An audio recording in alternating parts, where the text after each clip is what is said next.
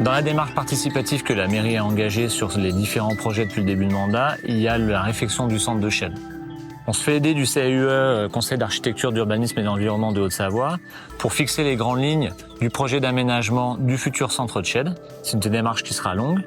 Et au préalable, on a vraiment souhaité associer les habitants. Donc la première étape sur le réaménagement du centre de Chelles, c'était une partie écoute des habitants, avoir le ressenti de chacun pour qu'on puisse lister les besoins et les attentes dans le futur du futur centre de Chelles. Il y aura une seconde étape, il y aura une concertation en différentes réunions où on présentera les grandes orientations de ce qui a été vu avec les habitants et analysé et travaillé avec les architectes qui travaillent pour le CAUE, en partenariat bien entendu avec la mairie. L'idée, c'est d'avoir une synthèse où on dessine un peu les grandes orientations dans le quartier, les principes de circulation, les espaces verts, les éventuels nouveaux bâtiments, les anciens bâtiments. Donc tout ce travail est en train d'être mené et on le présentera à un premier point d'étape, probablement en 2022. Et puis en fait, il y aura une troisième étape, là où on présentera au public et aux habitants les principes qu'on aura définis avec eux. C'est une démarche continue avant d'arrêter un projet précis et de lancer les appels d'offres.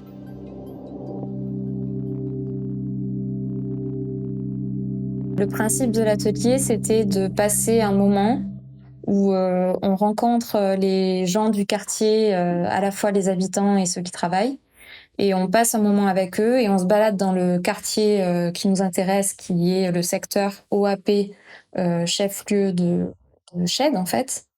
Donc ce secteur-là fait l'objet d'une étude CAUE.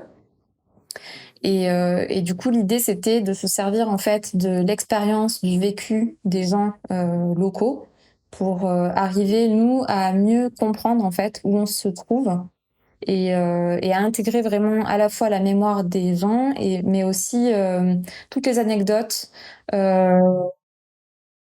leurs sensations aussi, enfin comment ils vivent, comment ils se sentent, qu'est-ce qu'ils expérimentent sur place, pour que nous, on intègre finalement un diagnostic sensible de ces gens-là à notre diagnostic plus technique, le diagnostic CAUE, et pour que justement on ait une vraie analyse de site qui soit pertinente. C'est le CAUE qui a organisé et programmé l'atelier, et nous on a fait participer à cet atelier de façon pas du tout programmée. On a découvert ça en même temps que les habitants. Du coup, c'était une jolie découverte. On a pris un temps où on a pu regarder, écouter, ressentir les choses. Et c'est vrai que c'était assez intéressant pour moi à titre personnel, mais aussi de voir la réaction des participants et de voir aussi leurs souvenirs, de partager ça avec nous. C'était très enrichissant. Moi, je m'attendais plus à une présentation d'aménagement du Haut-de-Chelles que d'un atelier de ce type-là. J'avais déjà participé à un atelier de ce type sur un autre projet. Ce que j'ai trouvé intéressant dans celui de Chelles, que je n'avais pas connu auparavant, c'est une démarche sans doute plus participative.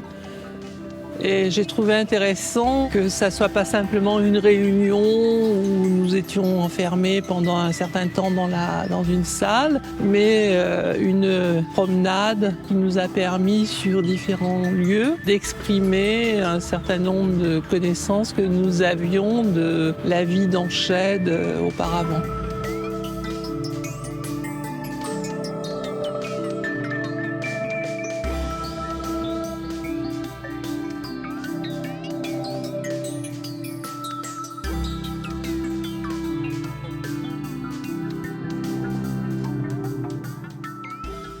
C'était super intéressant. On avait le temps, on a pris le temps en tous les cas, prendre le temps de se promener dans tout ce quartier, de s'imprégner vraiment de chaque lieu, avec tous les sens en éveil, la vue, l'ouïe, l'odorat, enfin tous les sens en éveil et les oreilles grandes ouvertes pour écouter des anecdotes, les anecdotes des uns et des autres, revenant sur leurs souvenirs de leur vécu de Chelles. J'ai participé à ces ateliers en tant qu'élu, mais en tant qu'ancien Chédois, puisque j'ai passé toute ma jeunesse dans ce secteur-là. Et j'ai été quand même très agréablement surpris, c'est par la méthode, la découverte de la méthode mise en place pour travailler sur ce sujet-là. L'idée de déambulation dans tous les secteurs, dans toutes les zones diverses, c'était absolument très agréable parce que ça nous a permis de redécouvrir pour moi et de découvrir pour les autres les différentes ambiances qu'il y a à 50 mètres ou à 100 mètres d'écart.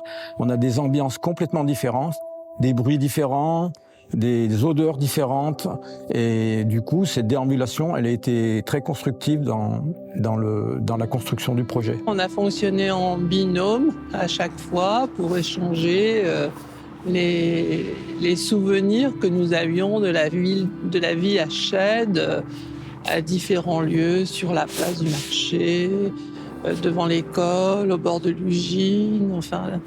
Parce que bon, c'est vrai qu'au niveau de Chède, je me souviens, quand j'étais adolescent, il y avait quand même des commerces. Déjà, rien que dans le Haut-de-Chède, il y avait 2 boulangeries. En épicerie, et 5 ou 6 épiceries. En partant de la place de Chède jusqu'à l'usine. Et les gens à l'époque, ils allaient à pied ou ils allaient en vélo.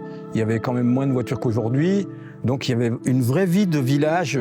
Les gens étaient captés dans ce village. Ils n'allaient pas à Salanches, ils n'allaient pas faire leurs courses à Marlioz, ni au Fayet, ni à Cluses. Ils étaient là au village, ils vivaient du premier jour de l'année au dernier jour de l'année, ils étaient quasiment pris dans ce village. Voilà. Ma grand-mère a été directrice de l'école de Chède-le-Haut pendant toute sa carrière professionnelle. Mon grand-père s'est occupé pendant très longtemps de la benne qui était située derrière la ferme Michelin et qui rejoignait Pracoutan, ou qui transportait tous les matins du ravitaillement et du matériel pour les SANA. Moi, personnellement, j'ai découvert qu'il y avait une dizaine de cafés-bars dans la rue commerçante, en fait. C'était une rue très commerçante. Sur la place Abbé Berger, il y avait un marché. Il y a toujours un marché, mais c'était beaucoup plus vivant, en fait. Et c'est vrai qu'on ne ressent pas ça aujourd'hui. Et c'est comment faire en sorte, à l'avenir, pour que ça redevienne vivant, en fait. Que ça redevienne convivial. Et c'est surtout ça, en fait, que les habitants retrouvent la convivialité qui a été dans ce lieu. Il y avait un premier temps de balade où on échange et où il y avait une base en fait de questions portées sur justement la sensibilité des gens pour que les gens puissent finalement parler de choses qui leur reviennent, mais que quand on va travailler à un endroit, on s'en souvient pas forcément. Enfin, on n'a pas ça en tête en tout cas. Et le deuxième temps, c'était vraiment l'idée de formaliser en fait spatialement, graphiquement, tout ce qu'on avait pu observer et ressentir le matin sur des cartes, donc des cartes sensibles collectives, donc des cartes qu'en fait on formalise et on travaille ensemble collectivement avec un jeu de légende un peu particulier, mais qui permettait justement de passer de l'étape de la marche. Je raconte, je parle, je m'exprime, et puis après je formalise quelque chose. Et j'écris, je trace, je me repère sur quelque chose de graphique. Quand on est retourné au point de rendez-vous dans une salle de la maison Henri-Jacques Lemesme, on a écrit sur des post-it, transcrit sur des post-it les différentes sensations, émotions, les souvenirs les plus importants qui sont ressortis de cette balade. Et on a posé ces post-it sur le fond de carte qui avait été réalisé par la plasticienne. Et à partir de ce matériau-là, la plasticienne a redessiné, a matérialisé avec des couleurs, des différentes couleurs, les différentes sensations qui se recroisaient, qui se recoupaient selon les secteurs. Et c'était assez ludique.